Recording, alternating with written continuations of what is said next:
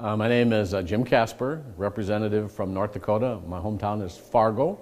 Been in the North Dakota legislature since 2001. Chairman of the Government and Veterans Affairs Committee for 5 sessions. Ran for Majority Leader in North Dakota last session. Unfortunately, second place is not a winner, but I'm enjoying my time in North Dakota. We're a part-time legislature in North Dakota every other year for a maximum of 80 days. I've been a constitutionalist my whole lifetime that I can remember. As a matter of fact, I always carry the Constitution with me. In the floor of the House, I'm known as Mr. Constitution. I respect the Constitution. I love the Founding Fathers and what they stood for and how they drafted our Constitution. I've been in Fargo politics and North Dakota politics since 1980 when a friend of mine asked me to join the Fargo Republican Party, and I told him I thought I'm a Democrat. And he said, why is that? And I said, well, my mom's a Democrat, my dad's a Democrat, I must be a Democrat. And he said, well, let me tell you philosophically the differences. And he did, and afterwards I said, well, I'm obviously a Republican, what do I do? So give me a check for $100 and come to the next Fargo Republican meeting. And that's how I got involved in 1980. And at that time, you know, you go back that far, we had more of a constitutional republic back then. But unfortunately, the Congress, Washington, the swamp, they've lost their way. And as time has gone on, I've become more and more active in the Convention of States movement. I've sponsored bills in the North Dakota legislature. We've actually passed 4 Convention of State bills in North Dakota from 2013 to 2019. Came through my committee, and I was a sponsor of one of them, a co-sponsor of the other. And I was blessed to be able to be here in the 2016 convention. So I brought 2 of my new colleagues with me to enjoy the experience, to see what it's really like compared to the false criticism of there's going to be a potential runaway convention that's going to mess our Constitution up. So that's why I'm here. What was your experience like this time? It's very similar to 2016. The good news is there were more states represented. I think in 2016, I think we had 39 states. Now we had 49 states. The process is great. The only criticism I have is it's too short. You get into a day and a half actually convention, and you really can't flesh out everything that you should for the wordsmithing of the resolutions that we passed. But it's a great experience, and I'm certainly hopeful and pretty certain that the people that were here today, a lot of them were new from 2016, will take the message back to their states, to their legislatures, to their colleagues, their friends, and talk about what a convention of the states is all about, and let the people understand that this is the way for the states to get control back that we've lost to a really a crazy United States Congress.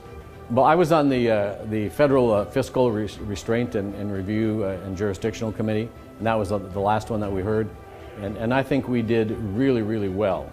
The lands, getting the federal lands out of the control of the federal government. In North Dakota, we're an oil-rich state, but the federal government stops us from drilling because they won't do the leases. As you heard some of the speakers say this afternoon, in some of the western states, they have trillions of barrels of reserves in oil and other minerals. They can't get at it because the federal government owns the land. So the federal government is holding the United States and the citizens and the states hostage. When you have a president who is out of control and out of balance, and you have a Congress, both the Democrats and the Republicans, and I'm a conservative Republican, not really looking at the Constitution, not really doing their job, the system is broken. So we have the opportunity under Article 5 to take control back in the states where the country began. We are a federation of states. We're not a federal government developing the states. We're a group of states who developed the federal government and put the federal government in control through the Constitution. Our founding fathers were brilliant, but the system has become out of control, and we need to get the power back in the states. Favorite moment? Just meeting new people. I can't say one in particular. During the debate, we had a wonderful floor session or committee session yesterday, but it's just meeting new people. I met some really great friends from South Dakota, our neighbors to the south, from Iowa, from Minnesota, from Virginia, from North Carolina. There's wonderful people all over. I was so impressed with the intellect and the in-depth knowledge that so many of the speakers have, that they were sharing some of their experiences and some of the history of the Constitution, and just getting to know those people. That's really a good part of this. The relationships you form, they last a lifetime. The argument of the naysayers against, they call it a constitutional convention. That's wrong. The convention is a convention of the states to come together, as we did the last 2 days, to debate and propose amendments to the United States Constitution. This convention does nothing but propose amendments. And the Constitution under Article 5 says that once we have this convention, then any articles that are passed out of this convention goes back to all 50 state legislatures, and 38 state legislatures, both the House and the Senate, must pass any one of those proposed amendments for it to amend the United States Constitution. Our founding fathers were very fearful of a federal government that would overgrow, overreach, and become too powerful. That's what we've got. At the end of that convention, they said, you know what, we've got to protect the people of the nation, the citizens, their liberty, by allowing them to call a convention of states through the state legislatures, and that's why they put in Article 5. So it's time. The argument about a runaway convention is really phony. It could never happen because the convention makes no decisions except recommendations. The state legislatures out of 38 states. Can you imagine that you would have a proposed amendment to the United States Constitution that did not make a lot of sense to get 38 state legislatures, both the House and the Senate of those 38 states, except Nebraska, who's only unicameral, have to pass it? So that's just a phony argument, but I'd love to have that debate anytime. The process is the way the process would be. There's great leadership here this time, as there was last time.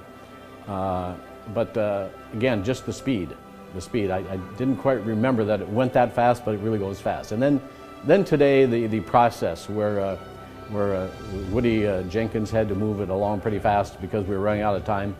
I just wish we had had more time to debate some of the issues, but other than that, no surprise, just good to see that the Convention of States movement is alive and well. It's been time for an Article 5 convention for maybe 20 years because of the mess we have in Washington, D.C. However, the Constitution under Article 5 has very strict guidelines. 34 state legislatures must pass a very similar, almost word-for-word resolution to be able to have a convention of states. So until the state legislatures wake up and get some courage, and the people of our nation need to be educated about what an Article 5 convention of the states is all about, it's not going to happen. So the sooner the better, but we've got to get 34 state legislatures to say, let's come. Then we'll have one. It's time.